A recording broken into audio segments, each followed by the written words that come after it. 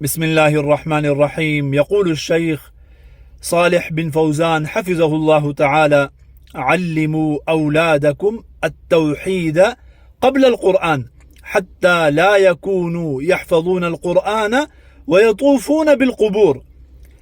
शेख सालिह बिन फौज़ान हफ़िज़हुल्लाहु तआला सऊदिया के बहुत बड़े आलिम और शेख हैं।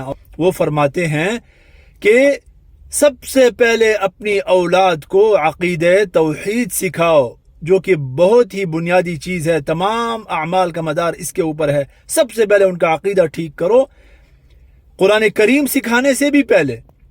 ऐसा न हो कि आप उनको हाफिज बना दें, उनका अक़ीदे तौहीद ठीक न हो, हाफिज हो और कब्रों का तवाफ करता रहे, कब्रों के इर्द गिर्द जो है ना वो चक्कर लगाता रहे। तो ऐसे हिफ्ज़ कुरान का क्या फ़ायदा, जबकि बुनियादी चीज़ अक़ीदा ही गलत है।